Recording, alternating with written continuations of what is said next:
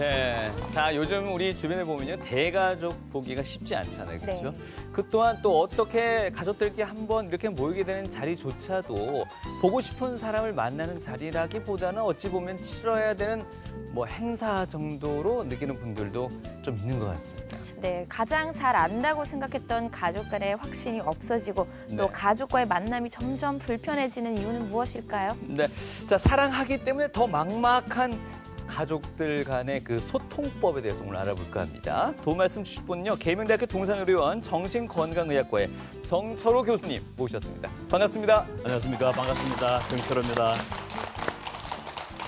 네, 우리 네. 교수님께서는요 병원 내에서 가족 관계가 굉장히 좋으신 걸로 또 소문이 나 있던데 소문이 잘못 난 것 같은데요. 예. 예. 네, 혹시 비결이 있으신가요? 아무래도 제 생각에는 그 사랑의 믿음의 관계에서 서로 진심이 통하는 대화, 그것이 비결이면 비결이 아니었나 싶은 생각이 듭니다. 네. 얼마 전에 저희 외손자가 왔는데 외손자가 왔길래 아직 두 돌이 덜 됐습니다. 그래서 제가 맛있는 달달한 이 과자를 줬는데 우리 딸이 아빠 안 돼요 그러는 거예요. 그래서 왜 그러노 그러니까 좀 두 돌 전에는 단 것을 먹으면 안 됩니다. 그렇게 네. 해서 처음에는 좀 기분이 좀 상하기도 했지만 나는 잘한다고 했는데 예. 그렇지만 그것이 요즘은 또 다르구나 이렇게 생각을 해서 좀 다르다는 것을 인정해 주니까 그래 알았다 다음부터 내가 조심할게 그래 아빠 미안해요 이렇게 이제 넘어갈 수 있거든요. 자제분이 정신건강의학과 교수님보다 더 높은 위치에 계시네요. 예, 요즘은 저희들 과거에 배웠던 것보다는 더 젊은 사람들이 더 많이 아는 것들 많습니다. 괜히 겸손한 말씀이신 것 같고요. 사실 그 한국에는 특유의 뭐 정의란 게 있는데 이 정에 대한 정의도 세대마다 또 달라진다고 하죠. 네, 우리 나이 드신 윗세대 분들께서는요 예. 사람이 서로 부대끼면서 드는 미운정, 고운정을라고 생각을 하지만 네. 젊은 세대는요 힘들 때 보이지 않는 곳에서 돕는 것이 바로 정이라고 생각한다고 하네요. 이 정을 표현하는 방식이 다르다 보니까 서로 간에 오해가 쌓일 수밖에 없는 건 아닌가 하는 생각도 드는데요. 쉽게 드러내지 못하는 속내, 그 속에는 과연 어떤 문제점들이 들어 있을까요?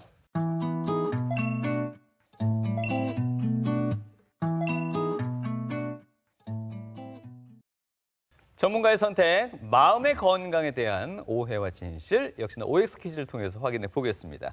자, 첫 번째 질문 드리겠습니다, 교수님. 예. 스트레스를 더 쉽게 느끼는 사람들의 특성은 따로 있다라고 하는데 이거 OX 어떨까요? 있을까요 없을까요? 모르겠어요, 잘. 있습니다.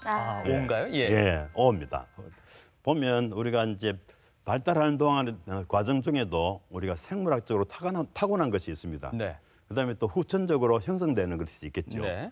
특히 이제 튼튼하게 타고났더라도 후천적으로 그런 경험이라든지 이런 환경이 좋지 않은 것 같으면 스트레스를 많이 받게 될 것 같고요.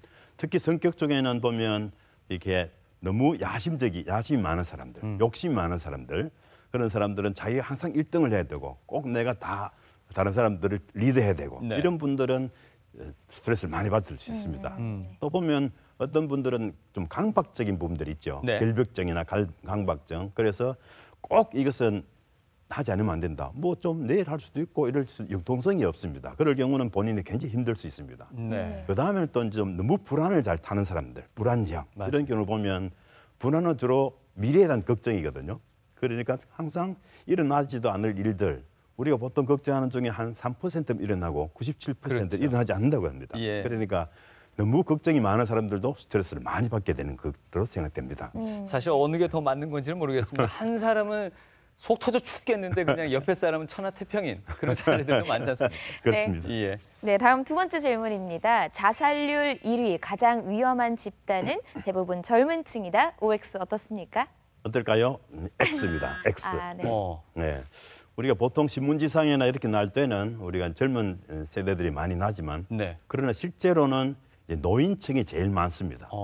노인층이 보면 이제 10만 명 중에 노인층들은 100명이 넘어가고 우리 청소년들은 보면 10만 명당 한 8명 정도 됩니다. 예. 그래서 보면 그러나 10대, 20대, 30대의 사망 원인 중에 1위가 자살입니다.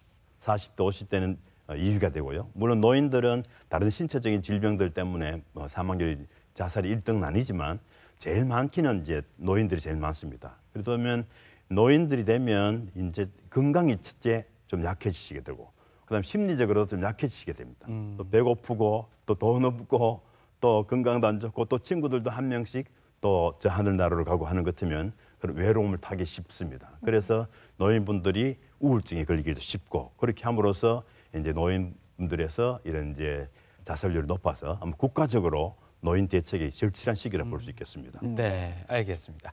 자, 마지막 질문 드리겠습니다. 가족 중 한 명이 우울증을 겪더라도 가족 모두가 함께 상담 치료받는 것이 효과적이다. OX? 어떨까요? O입니다. O. 예. 예. 왜냐하면 이게 우울증의 원인이라는 것은 우리가 생물학적인 원인은 우리 뇌 속에서 이런 신경 전달 물질, 특히 세로토닌, 또 노르에프네프린 이런 물질이 부족해서 그렇습니다. 그런 것도 원인이 있을 수 있지만 또 심리 환경적으로 보면 이제 가족 간의 관계라든지 아니면 학생들 같으면 또래 관계나 선생님과의 관계나 이런 관계 문제들이 많이 생겨서 그럴 수 있습니다. 그럴 경우는 가족들이 많이 힘이 되어져서 지지가 되어서 격려하고 또 신체적으로 식사하고 먹고 자고 활동하는 것들을 도울 수 있고 또 보면 혼자 있지 않고 함께 즐거운 일을 할 수 있도록 같이 노력해주고 또 이렇게 해줌으로써 이제 가족들이 힘을 얻어서 우울증을 극복할 수도 있고 또 그런 면이 있는 반면에 또 어떤 경우는 보면 이제 가족 중에서 주로 좀 센 사람들이 네. 좀 양심이 보드라운 이런 이제 사람을 자꾸 이렇게 지적하다 보면 그것이 희생양이 되어서 어떤 우울증을 일으키게 할 수도 있습니다. 가장 가까우면서도 속을 가장 모르겠는 것이 바로 가족인 것 같은데요. 교수님, 우리는 이 가족을 어떤 관계로 봐야 할까요? 그리고 가정이라는 것의 집가자가 보면 집 우자에 돼지 시자가 있습니다. 그것이 왜 이러나 보니까 옛날 시대의 땅에서 그대로 이제 우리가 이렇게 집을 지어 살다 보니까 독사가 들어와서 사람을 물어서 자꾸 죽게 되는 겁니다. 그래서 잘 관찰해 보니까 돼지가 독사에게 물려도 독도 안 받고 오히려 돼지는 또 독사를 맛있게 잡숫고 이러니까 그래서 이제 집에 돼지를 키우면 집이 편안해진다 이렇게 해서 집가지를 이렇게 만들었습니다. 네. 그래서 보면 이 가족이라는 것은 family라고 이야기하죠 영어로는. 그래서 이걸 풀어보면 Father and Mother, I love you. 네. 엄마 아빠 내 사랑합니다. 이것이 가족의 가장 핵심이 아닌가 싶은 생각이 듭니다. 네. 그래서 보면 이 가족 관계 속에서 이제 스트레스가 특히 경상도 사람들 보면 욱하는 성격. 나는 뒤끝 없대. 그러나 그러나 그것이 성격이 아니고 그것은 고쳐야 될 거다 볼 수 있습니다. 아무래도 오늘 정신과 교수님 모신 만큼 이 심의 어떤 건강에 대한 부분도 자세히 좀 듣고 싶습니다. 예, 우리 마음이라는 것은 무엇인가 보면 옛날에는 마음 약하다 하면 그냥 우리가 마음이 어디 있느냐. 과거에는 자궁이 있다 그랬습니다. 자궁에서 생명이 나오니까. 그래서 히스테릭 하는 말이 있죠. 히스테리움 가는 게 자궁인데 히스테릭 하는 것이 검사해 보면 이상 없는데 여기 아팠다가 저기 아팠다가 특히 여성분들이 많습니다. 그래서 정신이 왔다 갔다 한다, 마음이 왔다 갔다 한다 해서 히스테릭 하는 게 그렇게 붙었고 네. 또 그다음에는 뭐 우리가 횡격막에 정신이 있다, 또 심장에 정신이 있다, 가슴에 손을 얹고 우리가 뭐 반성을 하고 이렇게 했는데 실제로 이제 정신, 마음 같은 말이고 그것은 내게 있다 이렇게 볼 수 있습니다. 그래서 이 정신이라는 것은 사람의 뇌의 활동이다. 이것을 이제 알 수 있고 그래서 고차원적인 관념이나 생각의 작용 또는 영역이다. 이렇게 이제 볼 수가 있겠습니다. 이제 정신 건강은 어떤 것인가? 우리가 시인관 촌장 노래도 보면 내 속에 내가 너무나 많아 그런 노래겠죠. 그 보면 내 속에 생각, 감정, 행동, 인지 여러 부분들이 섞여 있습니다.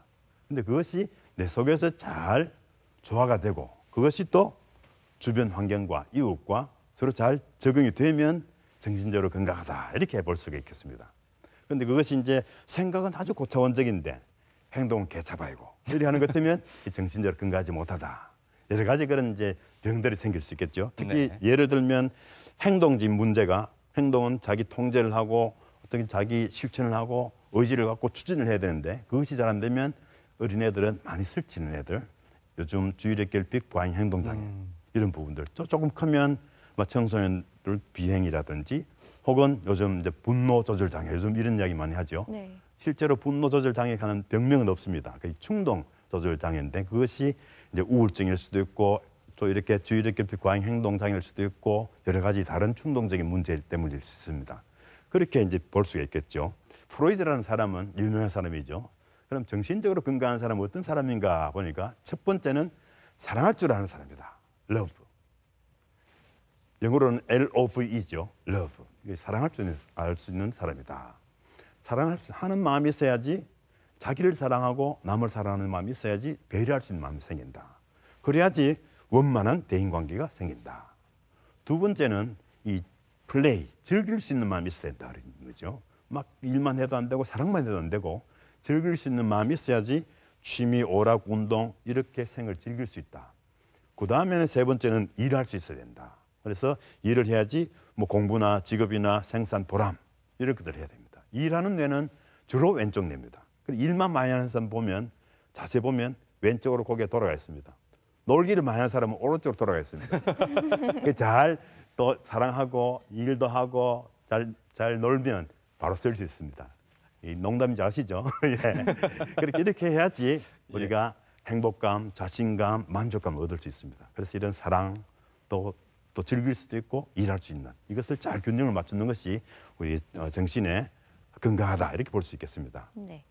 어릴 때 받았던 경험이 가장 중요한 부분이 있고 네. 우리가 보면 상처를 나면 여기에서 이렇게 잘 꾸며보면 상처가 없어질 수도 있지만 좀 깊은 상처는 흉터가 남지 않습니까? 네. 그 마찬가지로 이런 이제 외상, 트라우마로 이제 남게 되는 경우를 볼 수 있습니다. 이를 보면 우리가 손가락이 다치면 여기에 이제 상처가 나서 밴드도 붙여야 하지 않습니까? 그런데 마음의 상처는 이런 밴드를 붙여야 되는 거죠. 그래서 마음의 상처도 치료를 해야 된다 이렇게 볼 수 있는 겁니다. 그리고 보면 우리가 이제 일반적인 이제 신체적인 이제 외상도 있지만 심리적인 외상, 심리적인 상처 이런 부분들은 우리가 이제 외상 상처 트라우마라고 그러는데 이것은 정말 감당하기 힘든 것입니다. 심한 것입니다. 받아서 그것이 기억 속에 뿌리 깊이 남아가지고 그것 때문에 다른 것들이 영향을 끼치는 겁니다. 후유증이 남는 겁니다. 그러니까 일반적인 스트레스하고는 좀 다르죠. 우리가 봤을 때 큰 것을 우리 볼 수 있습니다. 그래서 외상이라면 우리가 극심한 또 사람을 압도하는 스트레스다. 스트레스 중에도 그 외상이 제거되어도 너무나 뇌에 벌써 그게 딱 흉터가 생겼기 때문에 그것이 이런 우리 신경 전달 물질 이런 부분들에 영향을 끼쳐가지고 지속적으로 우리한테 영향을 끼친다. 그래서 자신감도 없고 더 폭력성이 될 수도 있고 이런 부분들이 생길 수 있다. 예를 들면 청소년기 때 욕을 많이 듣고 자란 청소년 같으면 뇌가 더 문제가 생겨서 그것이 발달을 못한 데 볼 수 있습니다. 그래서 보면 외상과 스트레스를 구분하면 스트레스가 제거되면 좀 약한 겁니다. 제거되면 증상들이 없어진다. 그러나 외상 트라우마는 아주 깊은 이제 상처이기 때문에 제거되더라도 어느 정도는 그게 남아서 후유증이 일으킬 수도 있다 이렇게 볼 수 있습니다. 일반적으로는 트라우마가 생기면 이렇게 가서 일반적인 경우는 회복됩니다. 그러나 병일 때는 이것이 남아서 이렇게 지속적으로 영향을 줄 수 있는 겁니다. 후유증이 생기는 거죠. 또 특이한 것은 하나는 이런 외상을 당한 후에 오히려 더 성장할 수 있습니다. 이런 부분들이 이제 우리가 똑같은 외상을 당하지만 내가 어떻게 받아들이고 어떻게 내가 그걸 대처하느냐 따라서 병이 될 수도 있고 뭐 회복할 수도 있고 오히려 더 성장할 수 있다. 우리가 오프라 윈프리 세계를 움직이는 3대 여성 중에 한 분, 그분도 10대 때 여러 가지 성폭력도 당하고 여러 가지 막 사생활도 나고 힘들었지 않습니까? 그분이 그 이후로 자기가 감사하는 생활을 하면서 오히려 지금 외상후 성장 이런 대표적인 예로 볼 수 있겠습니다. 네.